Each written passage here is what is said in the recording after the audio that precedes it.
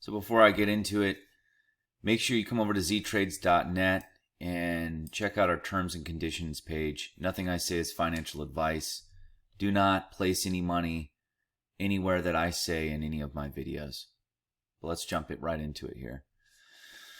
So judging the cycle brackets, just look at this. Look at this for a second here. You know, just in October, it's April right now. You know, doesn't seem that far away. It doesn't seem like it was that long ago, I should say.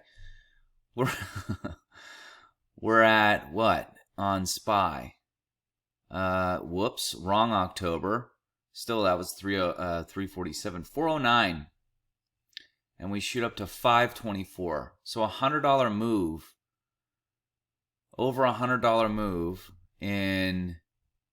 That's right here. We're in late, basically November. So not even 6 months, about 5 months. We shot up $114. And it priced in rate cuts because the Fed said they shouldn't have said this. They did the opposite of this in 2018. They said we're going to be hiking interest rates out of nowhere, right? For the rest of the year, for the next 4 quarters. And the market just absolutely tumbled. That was the crash of fall and winter, especially of 2018. I mean, it was violent. It was on the levels of COVID almost. Not that extreme, but it was getting there. I mean, we were going vertically down to where I was like, are we going to get halted?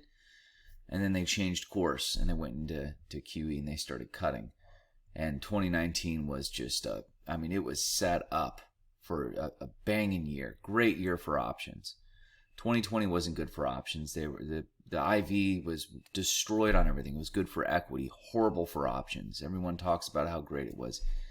At the front end of it for puts before IV had maxed out. But IV had maxed where the options wouldn't move anymore. But they said that they're going to be cutting interest rates 6 times in 2024. Well, none have come. We had looked at everything, and based on the probability of when the Fed was going to cut, it was supposed to start in May, which isn't happening now. So then the chances of them cutting in June were pretty much 100%. We were pretty sure that they were going to be cutting in June. Now it looks like they're pushing out. It didn't make sense to me to start cutting because they're going to want to cut for elections, right?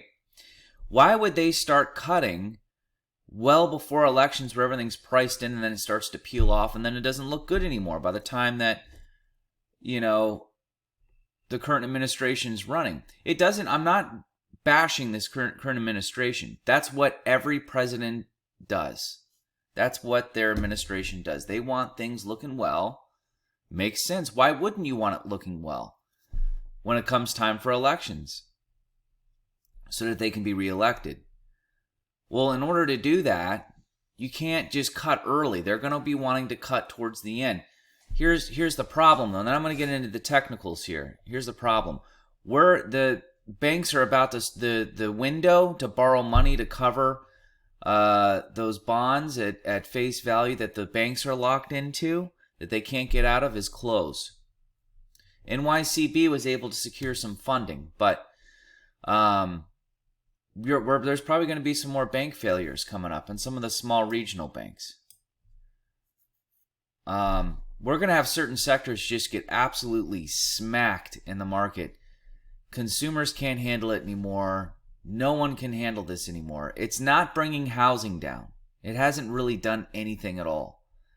You know, housing shot up 100%, and then it comes down 15%. It's like, you know, and it also causes an inventory crunch, right? The inventory's tight. The higher you raise interest rates, the tighter inventory gets, which then causes the prices to stick.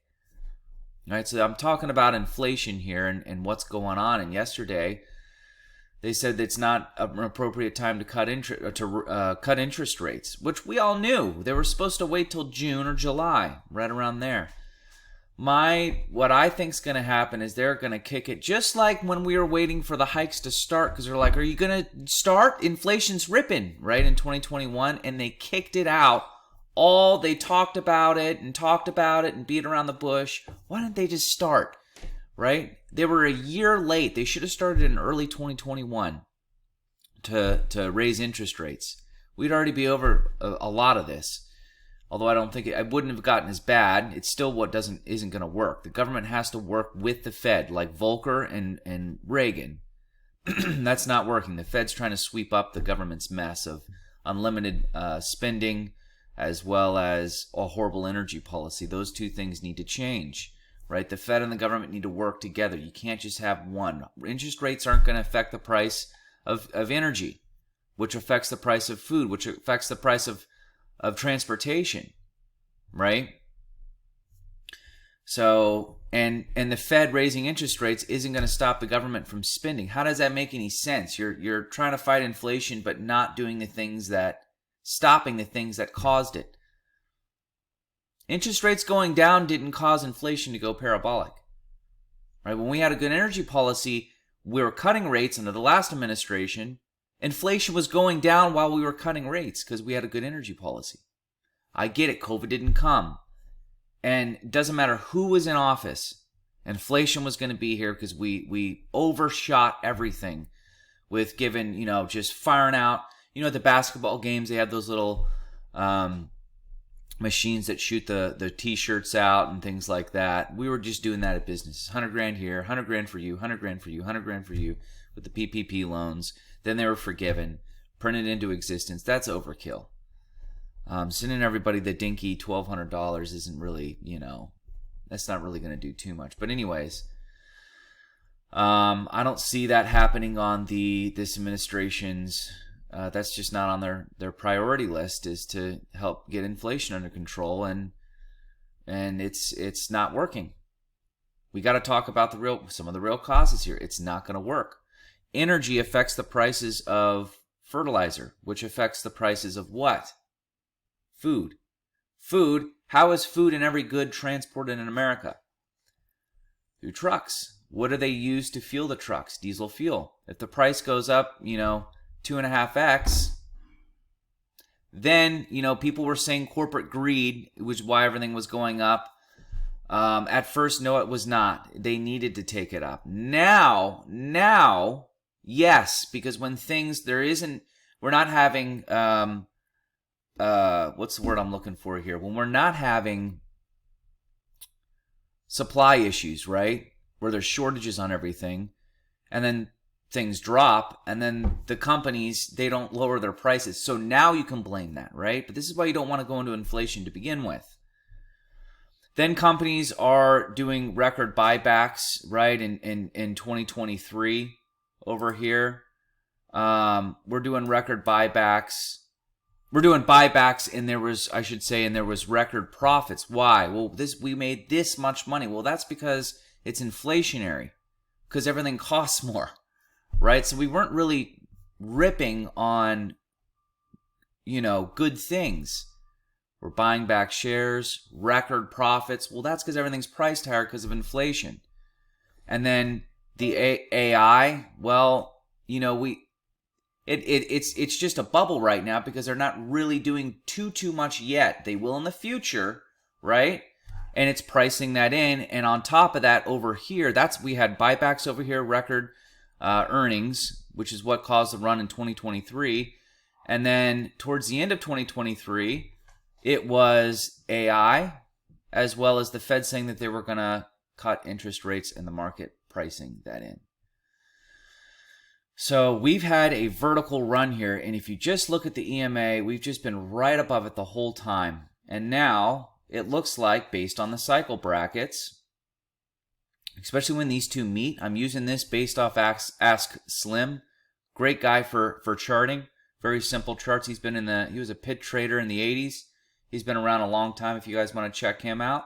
Looks like we're going to peel over into this, right, which would bring us right into May. Right, they call it walkaway May. It looks like walkaway May is coming early, right? So we've got the EMA right here at 510. Let's jump over on the daily and take a look at what we're looking at. I wanted to cover what was happening before I jumped into technicals here. So, and we got the 50 down here around 505. 505 is still high to me. but there is a gap that needs to be filled over here at 497. We've got a monster gap down here. I doubt we're going to fill these gaps. You guys remember how bullish this was from the bottom, where we shot up 30 bucks in basically, you know, a couple days, which was wild. We have a gap at 440. Do I think we're going to fill that immediately? I don't. There's some volume gaps over here, right? But this is the first time that we've broken the EMA, right? We popped above it in November, and every time we've tagged it, look at that inverted hammer here, tagged it here, tagged it here, tagged it here. I remember this. And now we've finally punched through it with a monstrous bearish candle. Fell right into these cycle brackets as well on the daily. Pretty much perfectly into these cycle brackets. So we could have a bit of a recovery after this aggressive drop. I mean, that's the biggest red candle. That's the biggest red candle I've seen in one day. I don't see a bigger red candle in one day. You know, we'd have to go all the way back to 2022 to find something that violent. That was a violent candle. And I was out at the doctor's, and unfortunately I didn't get to catch it. I caught it at the end of the day for some puts, but that's bad. So because May is usually a bearish month, you know, we got May over in here, walk away May. Doesn't mean I'm going to buy puts just because it's May. It means it's going to be on my radar, but looks like, according to the cycle brackets, we're going to have a peel over here at some point. It would be nice. I kind of want things to cool off because we know what non-farm payrolls just came out right now, and we're pulling back. Yep, and we're pulling back. So we're going down again. Wild. I wanted us to pull back because we know at this point, all of us, the market knows what to go into, right? When it comes to AI, the people that had missed it, if Nvidia can get a violent pullback, if Google can get a violent pullback, Microsoft owning, you know, almost half of OpenAI and everything they have going on, that would be what I'd be interested in getting if we have a violent pullback, right? So I want the dollar to keep going up, which I posted a chart and I'm like, this doesn't make any sense. Those of you in the group, remember that, right?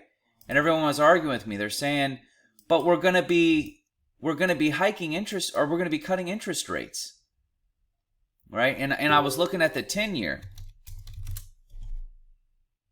I was looking at the 10-year as well. Let's pull this up on the daily. And it's remaining bullish, right? Look at it tagging the EMA, staying in this channel as well. Oh, that's the wrong way.